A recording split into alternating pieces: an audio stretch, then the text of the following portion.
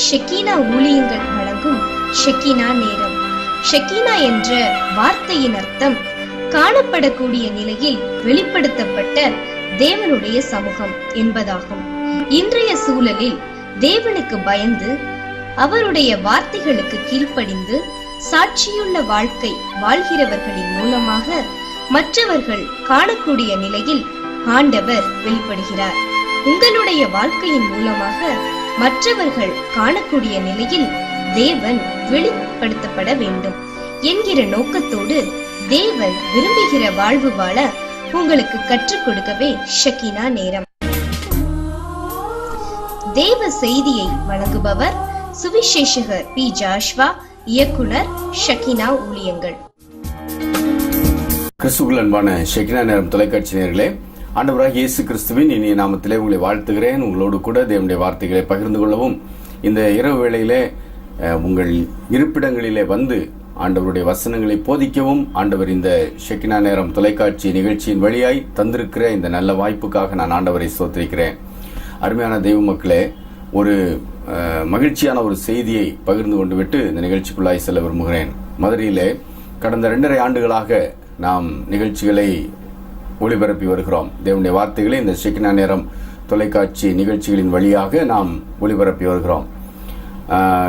எனக்கு நான் மகிழ்ச்சியான செய்தி என்று சொல்வது என்னவென்றால், கடந்த சில வாரங்களுக்கு முன்பதாக திடீரென்று ஒரு மணி ஆர்டர் ஒன்றை நான் பெற நேர்ந்தது.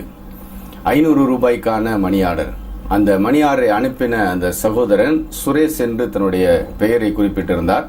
3 மாவடிக்கு அருகில் அவருடைய விலாசத்தை குறிப்பிட்டிருந்தார். நான் ஏன் இதை குறிப்பிட்டு சொல்கிறேன் என்றால், இந்த நிகழ்ச்சியை அந்த சகோதரன் பார்த்திருக்கிறார். அவர் யார் என்று எனக்கு தெரியாது. இந்த நிகழ்ச்சியை பார்த்த அந்த சகோதரனுடைய உள்ளத்திலே ஆண்டவர் ஏவுதலை கொடுத்ததினாலே இந்த நிகழ்ச்சியின் செலவினங்களுக்காக வைத்துக் கொள்ளுங்கள் என்று சொல்லி அந்த 500 ரூபாய் மணி ஆர்டரை அவர் அனுப்பியிருந்தார். ஏன் நான் இதை சிறப்பாக சொல்கிறேன் என்றால், இந்த நிகழ்ச்சியை பார்த்தவர்களிலே முதல் முறையாக கடந்த 2.5 ஆண்டுகளிலே முதல் முறையாக இந்த நிகழ்ச்சியின் வழியாய் பயனடைந்திருக்கிறேன் என்று சொல்லி இந்த நிகழ்ச்சிக்காக நான் பெற்றுக்கொண்ட முதல் காணிக்கை அது. எனக்கு நெருங்கினவர்கள், நண்பர்கள், என்னுடைய ஊழியத்தை நேசிக்கிறவர்கள் ஒரு சிலர் இந்த ஊழியத்திற்காக கொடுத்து வருகிறார்கள் மாதந்தோறும். ஆனால் முன்பின் தெரியாத, முகம் தெரியாத ஒரு அருமையான சகோதரன், அந்த சுரேஷ் என்கின்ற அந்த சகோதரன் ஆண்டவருடைய ஏவுதலினாலே இந்த ஊழியத்திற்கு அவருடைய அந்த பெரும் பங்கை கொடுத்தார். அவருக்காக நான் ஆண்டவரை ஸ்தோத்திரிக்கிறேன். இதை நான் சாட்சியாக சொல்லி இந்த நிகழ்ச்சியை ஆரம்பிக்க விரும்பினேன். ஆகையினாலே சொல்கிறேன், இந்த நிகழ்ச்சியை அநேகர் பார்க்கிறீர்கள். கிறிஸ்தவர்கள் மட்டுமல்ல, கிறிஸ்தவர்கள் அல்லாதவர்களும் பார்க்கிறீர்கள். உங்களுடைய அந்த கருத்துக்களுக்காக நான் ஆண்டவரை ஸ்தோத்திரிக்கிறேன். பலர் இந்த நிகழ்ச்சியை குறித்த பல கருத்துக்களை சொன்னீர்கள். பலர் இந்த நிகழ்ச்சியின் வழியாய் பயனடைந்ததை நீங்கள் என்னிடத்திலே சொன்னீர்கள். உங்கள் யாவருக்காகவும் நான் ஆண்டவரை ஸ்தோத்திரிக்கிறேன். ஏனென்றால் நான் இதுல ஒன்றுமே கிடையாது. இது முழுக்க முழுக்க நான் அல்ல, கிறிஸ்துவே இந்த நிகழ்ச்சியின் வழியாய் உங்களோடு கூட பேசுகிறார். ஏனென்றால் ஒவ்வொரு நிகழ்ச்சியை உங்களுக்கு கொடுப்பதற்கு முன்பதாகவும் அந்த நிகழ்ச்சி, அந்த செய்தி, அந்த செய்தியிலே பேசப்படுகிற வார்த்தைகள் என்று யோசித்து பார்க்கும்போது சில நேரங்களிலே நானே மலைத்து போவது உண்டு. ஏனென்றால் இந்த நிகழ்ச்சியை பார்க்கிற யாருக்காகவோ ஆண்டவர் இந்த ஷெக்கீனா நேரம் தொலைக்காட்சி நிகழ்ச்சியின் வழியாய் பேசிக் கொண்டிருக்கிறார். அநேகர் பயன்பெற்று வருகிறீர்கள். இந்த நிகழ்ச்சிக்காய் ஜெபித்துக் கொள்ள உங்களை அன்போடு கேட்டுக்கொள்கிறேன். ஏனென்றால் இந்த நிகழ்ச்சிகள் தொடர்ந்து ஆண்டவருடைய நாம மகிமைக்காக உங்கள் ஆவிக்குரிய வாழ்க்கையிலே உங்களுக்கு சில வேத சத்தியங்களை சொல்லிக் கொடுப்பதற்காக ஆண்டவராலே ஆரம்பித்து வைக்கப்பட்ட நிகழ்ச்சி. இதுவரைக்கும் எந்த தடையும் இல்லாமல், ஒருவேளை ஒரு சில நேரங்களிலே ஒளிபரப்பிலே தடைகள் வரும்போதுதான் இந்த நிகழ்ச்சிகள் தடைபடுகிறது. அந்த நிலையிலே ஆண்டவர் இந்த நிகழ்ச்சிகளை ஆசீர்வதித்திருக்கிறார். இந்த நிகழ்ச்சிகளுக்காக ஜெபித்துக் கொள்ளுங்கள். ஏனென்றால் பல போராட்டங்களை நாங்கள் சந்தித்து வருகிறோம். ஆனால் எல்லாவற்றையும் தாண்டி தேவனுடைய வார்த்தைகளை உங்கள் இல்லத்திலே கொண்டு வந்து இந்த ஷெக்கீனா நேரம் நிகழ்ச்சியின் வழியாய் கொடுக்கிற ஒரு மாபெரும் பாக்கியத்தை ஆண்டவர் தொடர்ந்து நல்கி வருகிறார். அந்த நல்ல ஆண்டவருக்காக கடைசி வரைக்கும் சாட்சியாய் நிற்க, அவருடைய வேத சத்தியங்களை உங்களுக்கு அறிவிக்க என்னை அர்ப்பணம் செய்திருக்கிறேன். தொடர்ந்து இந்த நிகழ்ச்சிகளுக்காக நீங்கள் ஜெபியுங்கள். இந்த நிகழ்ச்சியின் வழியாய் தொடப்படுகிற மக்கள் தொடர்ந்து நிற்க ஆண்டவருடைய பிள்ளைகள் அவர்களுக்காக ஜெபிக்க உங்களை அன்போடு கேட்டுக்கொள்கிறேன். ஏன் இதை நான் இந்த நிகழ்ச்சியின் ஆரம்பத்தில் சொல்லுகிறேன் என்றால், நம்முடைய வாழ்க்கையில பல நேரங்களிலே விளங்கிக் கொள்ள முடியாத சூழ்நிலைகளுக்கு ஊடாக நாம் நடந்து போகிறோம். அமைதலாய் வாழ்க்கை போய்கொண்டிருக்கும் என்று நினைத்து கொண்டிருக்கிற வேளையில பல நேரங்களிலே நம்முடைய வாழ்க்கை அப்படியே தடுத்து நிறுத்தப்படுகிறது. எங்கிட்டும் போக முடியல. அப்படி தடுத்து நிறுத்தப்படுவது போன்ற சூழ்நிலைகள் பல நேரங்களிலே நம்மை தடுமாற வைத்திருக்கிறது இல்லையா? நீங்கள் யாரா இருந்தாலும் சரி, நீங்க எந்த மத நம்பிக்கையை பின்பற்றுகிறவர்களா இருந்தாலும் சரி, உங்கள் வாழ்க்கையிலே நீங்கள் அப்படி தடுத்து நிறுத்தப்படுவது போன்ற சூழ்நிலையை வாழ்க்கையிலே அனுபவித்துக் கொண்டிருக்கிறீர்கள் அல்லது அனுபவித்திருக்கிறீர்கள். ஏன் இந்த வாழ்க்கை இப்படி இருக்குது? கொஞ்ச நாள் நல்லா போகுது, ஆனால் போய்கொண்டிருக்கிற வாழ்க்கை, ஒருவேளை கடவுள் எனக்கு அழகான வாழ்க்கை அமைத்து கொடுத்திருக்கிறார், எனக்கென்று அவர் கொடுத்திருக்கிற இந்த வாழ்க்கை நேர்த்தியான அப்படியே நிறைவான ஒரு வாழ்க்கையா இருக்கிறது என்று நான் மகிழ்ந்து கொஞ்ச நேரம் கூட அந்த மகிழ்ச்சியிலே நான் நிற்க முடியாதபடிக்கு என்னுடைய வாழ்க்கையில எல்லாம் தாறுமாறுகளாய் போய்விடுகின்றனவே என்று எத்தனை நேரம் தடுமாறி இருக்கிறீர்கள். ஒருவேளை அப்படிப்பட்ட தடுமாற்றத்திலே இந்த நிகழ்ச்சியை நீங்கள் கண்டு கொண்டிருக்கலாம். இந்த நிகழ்ச்சியில் வருகிற தேவனுடைய வார்த்தை நீங்கள் கேட்டுக்கொண்டிருக்கலாம். என் அருமையான தெய்வ மக்களே, இந்த ஆண்டவர் நம்முடைய கரத்திலே கொடுத்திருக்கிற இந்த வாழ்க்கையை நாம் படித்து புரிந்து ஏற்றுக்கொள்ள வேண்டும். இன்னைக்கு பல நேரங்களில் நம்ம வாழ்க்கையை நம்ம படிக்கிறது கிடையாது. படிக்கிறதுன்னு நான் சொல்றது என்னதுன்னா, என் வாழ்க்கையில என்ன நடந்திருக்கிறது, என் வாழ்க்கையில என்ன நடக்கிறது என்பதை நாம் உட்கார்ந்து யோசிப்பது கிடையாது. நடக்க போறது நமக்கு தெரியாது. ஆண்டவர் அதை நமக்கு மறைத்து வைத்திருக்கிறார். அதை பற்றி நாம் கவலைப்பட வேண்டியதில்லை. ஆனா ஒரு சில எதிர்கால காரியங்களை குறித்து நாம் யோசித்து தான் ஆக வேண்டும். நம்முடைய வருங்கால காரியங்களிலே பொருளாதார ரீதியாகவோ அல்லது பிள்ளைகளுடைய எதிர்கால காரியங்களை வழியாகவோ அல்லது நம்முடைய எதிர்கால சில திட்டங்களை நாம் நினைத்து தான் பார்க்க வேண்டும். ஆனா அதை யோசிக்க ஆரம்பிச்சிட்டோம்னா உள்ளதும் போச்சுன்னு ரொம்ப பதஷ்டத்திலையும் ரொம்ப தடுமாற்றத்திலையும் உட்கார வேண்டியதாகிவிடும். அதனாலதான் நான் எதை யோசிக்க சொல்லுகிறேன் என்றால், நாம் கடந்து வந்த பாதை, இப்போது போய்கொண்டிருக்கிற பாதை, இதை நம்ம ரொம்ப யோசிக்கிறதே கிடையாது.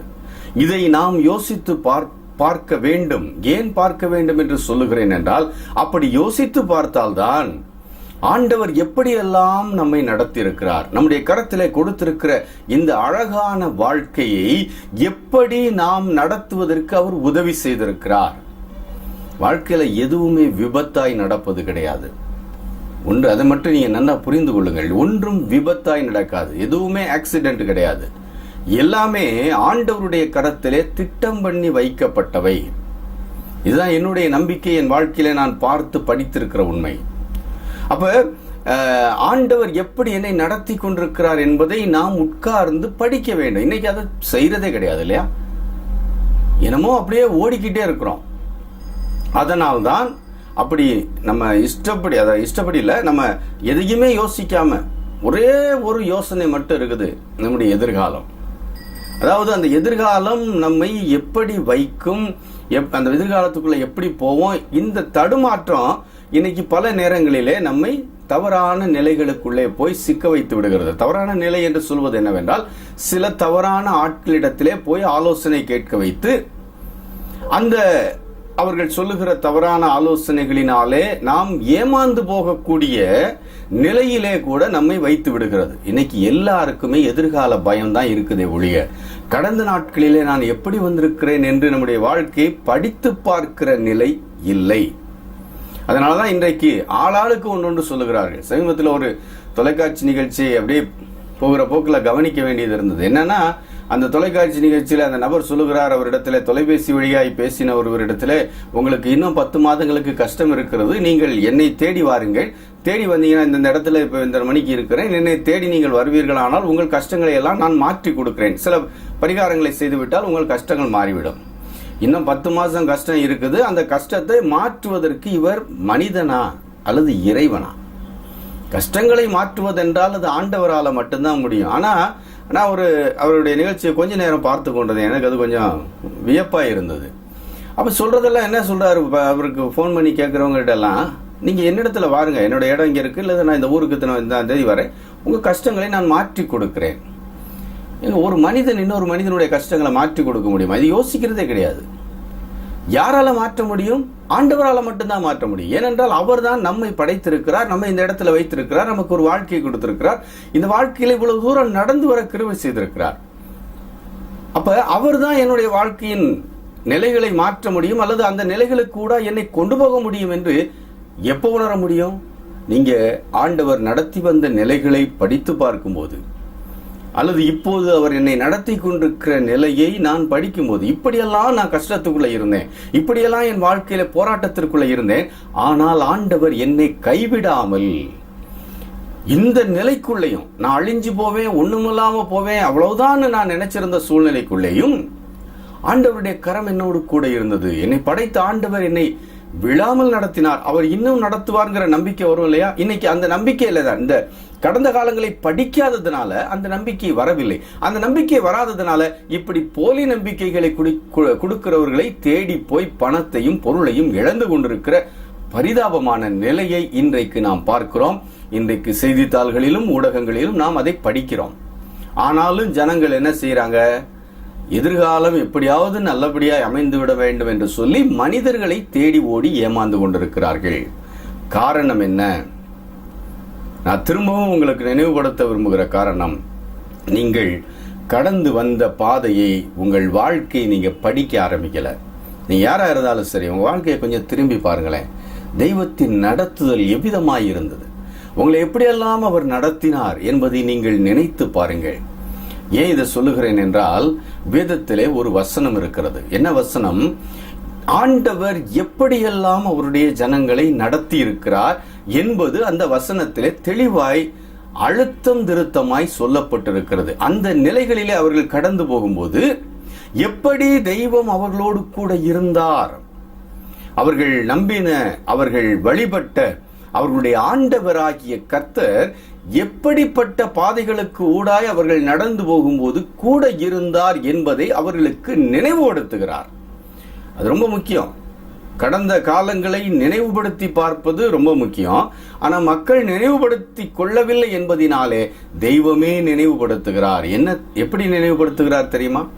ஏசாயா என்ற தீர்க்கதரிசியின் நூல் ஒன்று வேதாகமத்தில் இருக்கிறது. வேதத்தை அறிந்தவர்களுக்கு தெரியும். ஏசாயா என்கின்ற ஒரு தீர்க்கதரிசியினுடைய ஒரு நூல். அதாவது தீர்க்கதரிசி என்பவர் வரப்போகிற காரியங்களை தெய்வ ஆற்றலினாலே முன்னாலே அறிந்து அதை ஜனங்களுக்கு சொல்லுகிறவர். அப்ப தெய்வ ஆற்றலினால் அந்த முன்னால நடக்க போற காரியங்களை அவர் அறிந்து ஜனங்களுக்கு சொல்லுவார். அப்படி சொல்லுகிற அந்த மனிதன், அவனுடைய பெயர், அவன் தான் தீர்க்கதரிசி என்று அழைக்கப்படுகிறான்.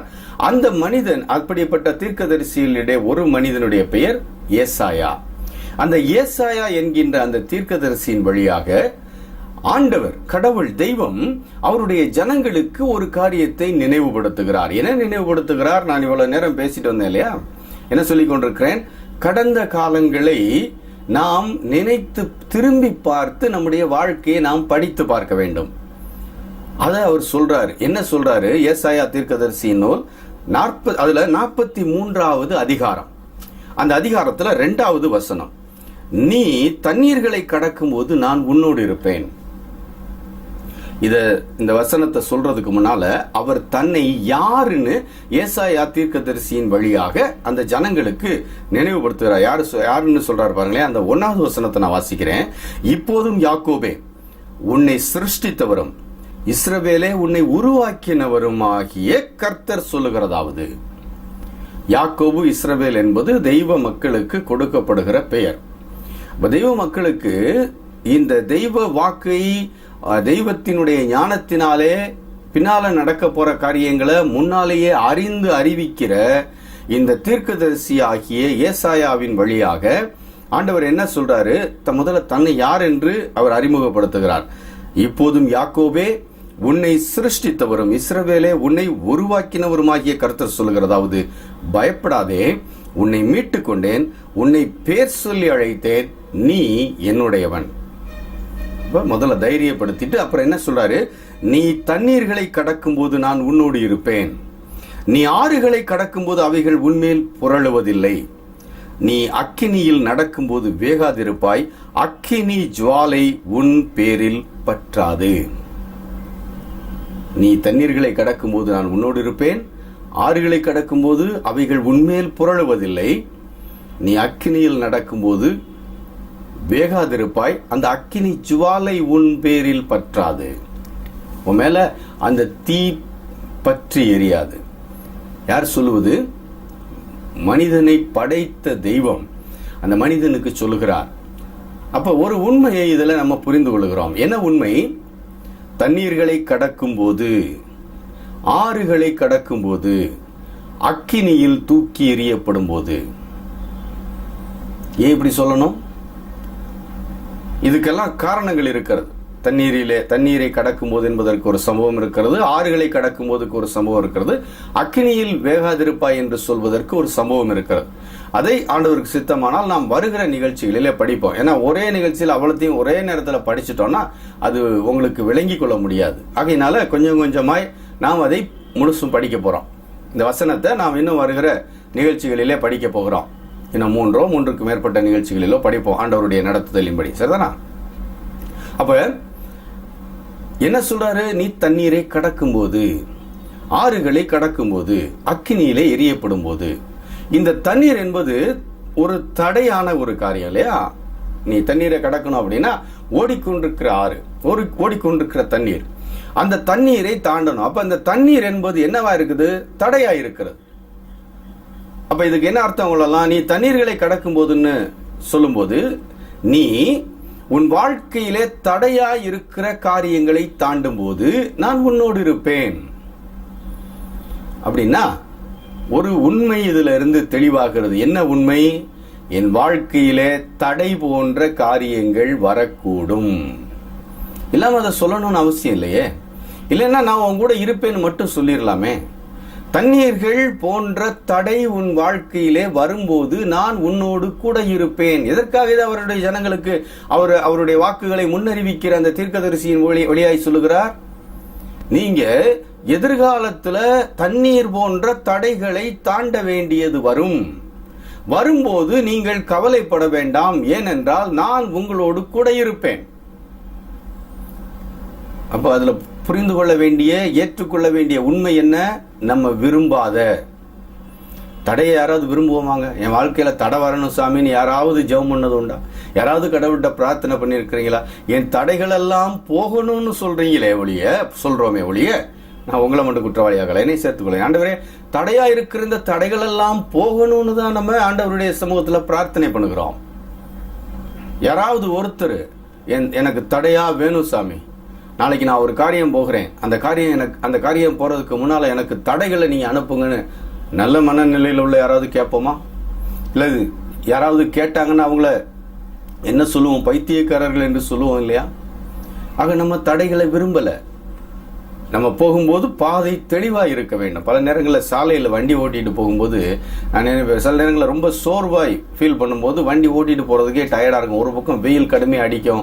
அந்த நேரத்தில் நிறுத்தி போறது, சிக்னல்ல நிறுத்துறதெல்லாம் ரொம்ப கொடூரமா இருக்கும். அப்ப நான் நினைக்கிறது என்னன்னா, இந்த முக்கியமான நபர்கள் போகும்போது சாலைகளை ஒதுக்கி வைத்திருப்பார்கள் இல்லையா? எந்த வண்டி வாகனமும் போகாம அப்படியே அந்த வண்டி மட்டும் தடையில்லாமல் பறந்து போகும். அது மாதிரி ரோடு இருந்துச்சுன்னா எவ்வளவு நல்லா இருக்கும். சாதாரணமா ரோட்ல தடைகளை தாண்டி போகும்போது கூட அப்படி நம்ம நினைக்கிறோம். நான் அப்படி அடிக்கடி நினைப்பேன், ஒரு இது இல்லாம அப்படியே போயிட்டா நல்லா இருக்குமே. ஏன்? தடை என்பது நாம் விரும்பாத ஒன்று. நின்று போறது, பிரேக் அடிச்சு போறது நமக்கு ரொம்ப கஷ்டம். 4 வழி சாலையில போனது மாதிரி போய்கிட்டே இருக்கணும். சிட்டிக்குள்ள அப்படி போக முடியாது. ஆக தடை நாம் விரும்பல. அப்ப இங்க என்ன சொல்றாரு பாருங்களேன், நீங்க விரும்பாத ஒரு சூழ்நிலை உங்கள் வாழ்க்கையிலே வரும்போது அப்ப வரலாம் இல்லையா? வரலாமே. வரவே கூடாதுன்னு கேட்பதற்கு உரிமை இல்லையே. அப்படி வரவே கூடாது என்று தெய்வம் வைத்திருப்பார். ஆனால் இதை ஏன் அவர் சொல்லணும்? அப்படின்னா வாழ்க்கையிலே நாம் விரும்பாத தடைகளுக்கு கூடாய் நாம் போக வேண்டியது வரலாம். வரும்போது அங்க போய் ஐயோ எனக்கு முன்னால தடை இருக்குதே, நான் எப்படி என் வாழ்க்கை இனி கொண்டு செல்வேன்னு நீங்க பயப்பட வேண்டிய அவசியம் இல்லை. ஏன்னா ஆண்டவர் என்ன சொல்றார்? நான் உங்களோடு இருப்பேன். ரெண்டாவது என்ன சொல்றாரு பாருங்க, அந்த தடை போன்ற அந்த தண்ணீர் உங்கள் வாழ்க்கையில உங்களை தடுத்து நிறுத்தி இருக்குமானால் நீங்க அதுக்கு உள்ள போவீங்க. போகும்போது அவைகள் உண்மையில் புரளுவதில்லை. அதுக்கு அர்த்தம் என்ன? அந்த தடைக்கு உள்ள நீங்க போகும்போது அந்த தடை உங்களை அழுத்தி போடாது, உங்களை அப்படியே அழிச்சிடாது. நீங்க பல நேரங்கள் அதான நம்முடைய பயம். இந்த தடை என் வாழ்க்கையில எனக்கு பிரச்சனையாய் நிற்கிற இந்த தடை என் மேல விழுந்து என்னை அழுத்திடுமோ, என்னை அப்படியே அமிழ்த்தி குன்று விடுமோ, என்னையும் என் குடும்பத்தையும் உருக்குலைத்து விடுமோ, இந்த வியாதி, இந்த வேதனை, இந்த பலவீனம் என்னை செயலற்றவனாய் ஆக்கி என்னை மேற்கொண்டு போக விடாதபடிக்கு, என் வாழ்க்கையை இன்னும் நான் கொண்டு போக விடாதபடிக்கு இது அப்படியே அழுத்திடுமோ. உண்மையில் புரளுவதில்லை. நீ கேட்டுக்கொண்டிருக்கிற நண்பனே, எவ்வளவு தைரியமான ஒரு வார்த்தையில் ஆண்டவர் சொல்றார் பாருங்களேன். அப்ப இப்படி எல்லாம் வரலாம். நான் விரும்பாத என்னை அழுத்துவது போன்ற என் வாழ்க்கை சூழல்கள் வரலாம். வந்தால் பயப்பட வேண்டாம். ஏன்னா அவைகள் நம்மேலே புரள விடாமல் காத்து கொள்ளுவாராம் நம்முடைய ஆண்டவர். அடுத்து சொல்றாரு பாருங்களேன், அக்கினியிலே நீ நடக்கும்போது வேகாத்திருப்பாய். தீ விரும்புவோமா? தீ ரொம்ப தேவையானதுதான். தீ இல்லைன்னா நம்ம சாப்பிடவே முடியாது. ஆனா அந்த தீ அது இருக்க வேண்டிய இடத்துல இருக்கணும். அது மற்ற இடத்துக்கு வந்துருச்சுன்னா தாங்க முடியாது. ஆக அந்த தீ மற்ற இடத்துக்கு வருவதை நம்ம விரும்பவில்லை.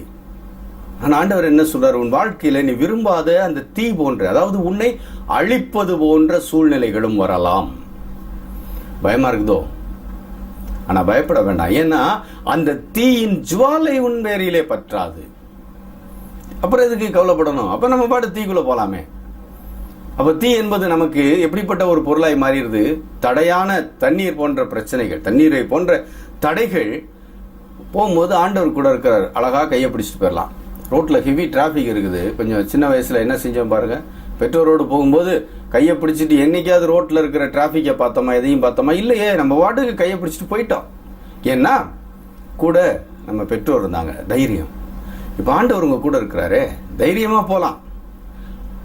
ஏன் அந்த தைரியத்தை அதிகப்படுத்த முடியாது? இன்னொன்னு சொல்றாரு, அவைகள் உன்மேல் புரளுவதில்லை, உன் மேல அவை விழுந்து உன்னை அழித்து விடாது. அப்படின்னா ஏன் அதை பார்த்து பயப்படணும்?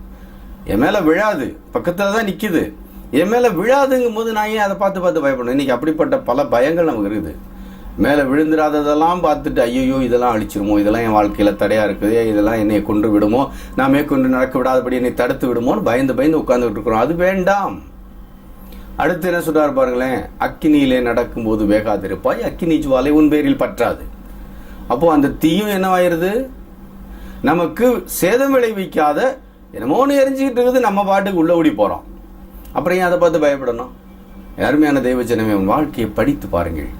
படித்து பார்க்கும்போது இப்படிப்பட்ட தடைகள், தவிர்க்க முடியாத சூழ்நிலைகள் என்று வரக்கூடிய நிலைகளிலே தெய்வத்தினுடைய நடத்துதல் உங்களுக்கு எதிர்காலத்தில் இருக்கும். ஆளுகளை தேடி ஓடாதீங்க. ஏனென்றால் ஆண்டவர் எப்படிப்பட்டவர் தெரியுமா?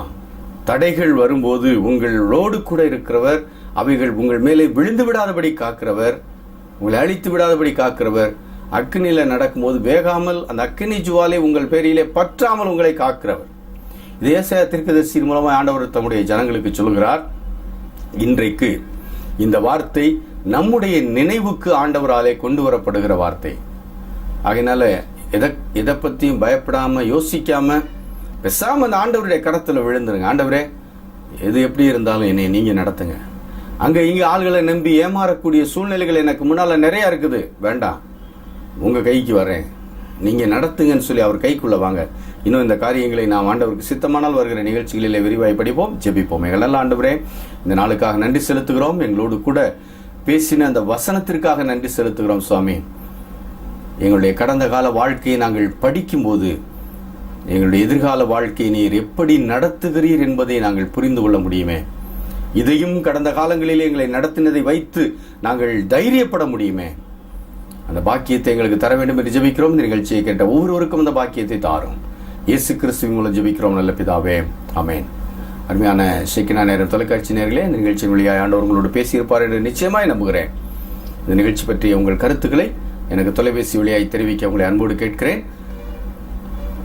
திரும்பவும் ஆண்டவர் சித்தமானால் இன்னொரு ஷெக்கினா நேரம் நிகழ்ச்சியிலே நாம் ஒருவர் சந்திப்போம். அதுவரைக்கும் கர்த்தருடைய கிருபை உங்களோடு கூட இருப்பதாக. ஆமென்.